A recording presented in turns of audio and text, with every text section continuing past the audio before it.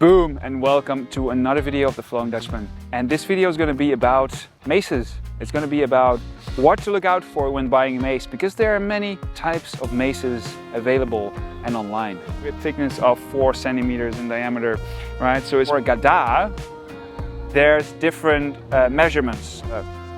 Knurling. Okay, so this one is actually my first mace. The design. Okay, I brought this for a reason. As you can see, it has a pommel which slipped out of my hands and just flew out.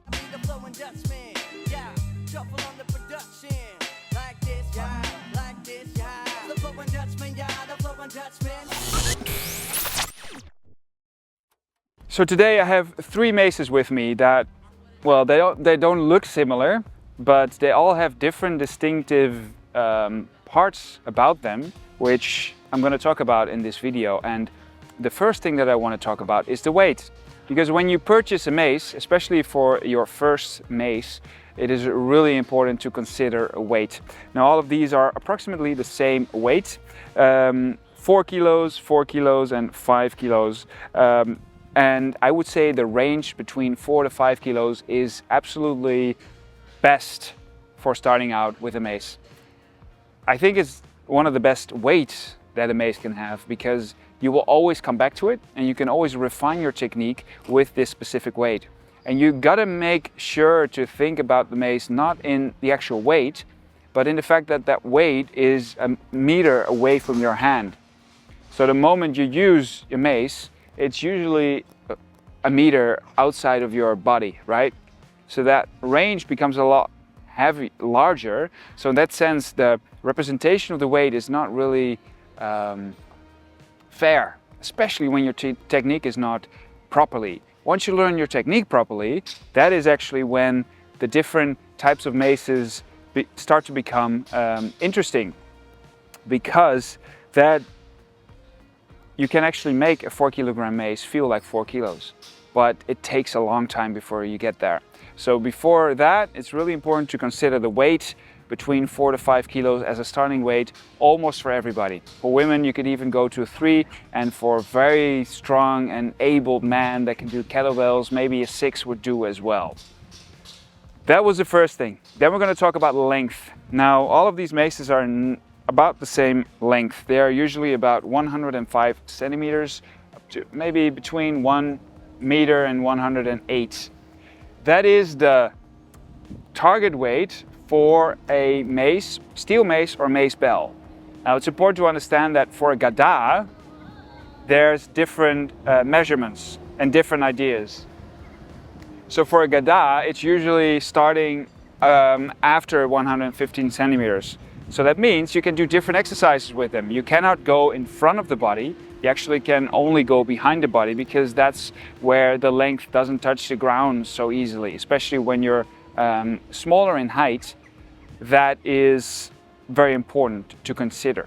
So choosing to go for a mace, steel mace or Macebell is your best bet. If you go for a Gada in your first mace, that's usually not ideal. It's usually not ideal to go for a 7 or 8 kilogram with a longer handle, because it's a lot more difficult to get your technique on point. With this one, you can cheat a little bit by putting it higher and creating a shorter distance of the weight in your hand, which makes the movement and movements easier. So that's said about the length. Then we're going to discuss the knurling. Okay, so this one is actually my first mace. So sometimes I talk about that first moment when I did that first swing in my living room. That was with this mace, and it's up to date. It's still the best mace that I've ever swung. And it's literally true, because and right after this they changed the model because they made the grip thinner. We're going to talk about that later. But this weight distribution is somehow just ideal. The weight in relation to the weight of the handle and the thickness. But as you can see, it has been used a lot, and there's almost no knurling existing anymore, which is a good thing in my mind, because this one has still knurling left. It's not that much, but some companies, they're like, oh, should there be knurling on there? Let's put a ton of knurling on there and make sure it's at least 2 centimeters thick, which just makes sure that after a few minutes of swinging, your hands are pulvered. They're just blasted, right? It's not nice. So with this one, I love this one. And there's going to be a Dutch Flow Academy MACE soon, which will have the same design. It's a wooden handle with an iron head. More similar to a Gada, but then formed and with the weight distribution of a MACE or a steel MACE. And this one is just sliding, and it feels so nice to slide over a wooden handle. So in my mind, when you're buying a MACE, probably they will have knurling. It's a bit irritating because they have all been copying the original design of Onnit, and who made like pictures like this and where people holding it here, but you almost never see people holding it here. This one is almost never used in the way that it was originally designed to be used. And all the companies are basically just copying this model with knurling here and there. It's just the more time I spend with maces, the less sense it actually makes that they have knurling on those two places. So yeah, it's good to look out for the fact if they have knurling or not. It's just something important which you can take attention to, but sometimes when buying a mace you also have no choice but to get knurling. So it is something that do take it in mind, but if they don't have any other option, just go for the cheaper one and make sure you have a starting mace which makes you actually start doing the practice, right? Sometimes you just need the first tool to get going. Then we're going to talk about grip thickness. So as I said, my first mace had a grip thickness of 4 centimeters in diameter, right? So it's pretty thick, and for my hands that's perfect for a grip. For someone who has really small hands, this might be a bit too much. That's why they brought in the smaller handle afterwards, which was, I think this actually was done first in Europe, because I once gave a mace to Leo Savage when he visited here in Amsterdam. I think it was 3 years ago. And he took home one of these smaller maces, and I know that at Onnit they found it very interesting to see a mace with a grip thickness of 3 centimeters. And I'm not sure if they have, I don't think they have did it, but they were thinking about getting that in the production line, because women actually have a better feeling with smaller grips. So that would also be my recommendation. I think 4 is just, it creates a bit more weight in the handle, so the weight distribution is a bit more towards the handle, which I like because more movements are possible. The more the handle shortens in length, the lighter the handle becomes, and that has an effect on the way you can actually swing these tools. So, but again, this one is also very nice. It just has a nice weight distribution. It's about here, which is perfect for swings at position 3 and curling them around.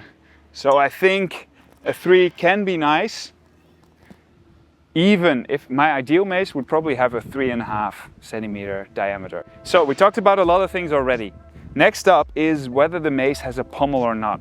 Now this is also something that might not be your choice. You actually have a choice in this, because a lot of the maces are produced in China, and all of them are basically copied and come from maybe 1 or 2, 3 different companies, and they all rebrand it but make the same mace. So there's not much intelligence around the actual design of the mace. But this one, Max, is actually a Dutch company, has a pommel. So as you can see, it has a pommel, which makes sure that your hand actually doesn't go further, so it doesn't, the wind, it doesn't slip after you swing, which in my estimation has been sometimes very potent. In India, when they swing a Gada, they usually have this little cloth at the end. They just put like a cloth of a t-shirt, and what they do there is they rub it around, and it kind of makes sure that there's an end to it. So I think that a pommel is actually a very good thing, because it allows you not to fully slip. I've once had a video that I made of a 35 kilogram Gada that I swung there in India, and it just slipped out of my hands and just flew out. This almost never happens, but it's just a nice feeling. It's a nice secure feeling of your hand reaching that pommel.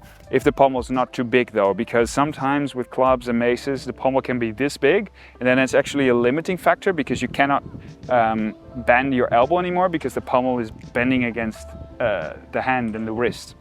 So important to take into account, but unfortunately you do not always have this choice when you're deciding to get your mace.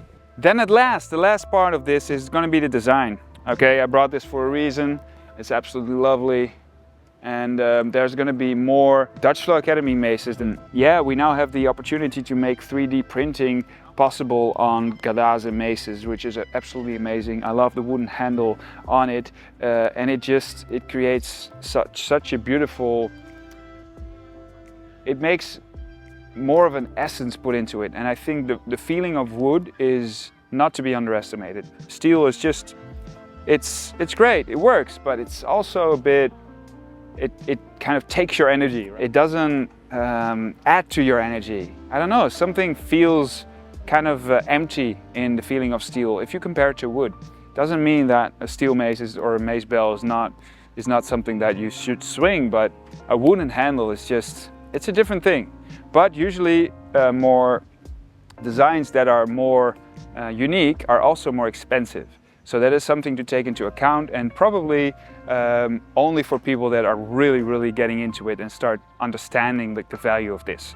And if you're not there yet and you're buying your first mace, then getting a regular one will, you know, save you a lot of money, and it will also bring you a feeling to it, which eventually will, you know, eventually you will love it anyway. You start buying all the cool stuff.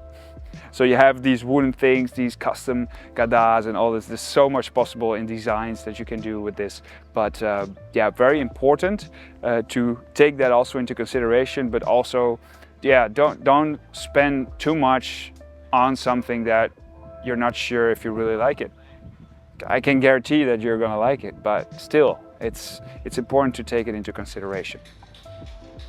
That said, if you are interested in learning more, I've made a course on strongandfit.com recently, and this course is the absolute beginner foundation of the mace, and it will take you through 6 weeks, 2 workouts every week.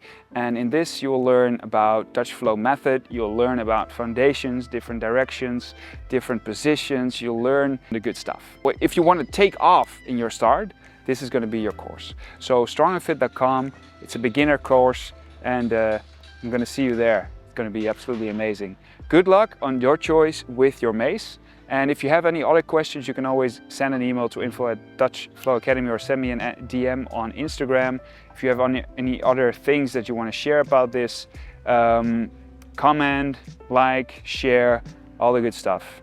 I appreciate you. Thank you for watching and spending your beautiful time here with me on your computer, and I'll see you in the next video. Boom! Thank you for your attention. It's greatly appreciated. If you like the content, please consider to share, like, and subscribe to my channel. If you want to see similar videos, you can see them over here. If you're interested in learning more from me as a coach, I've got online courses on DutchFlowAcademy.com. Keep flowing, Ram Ram.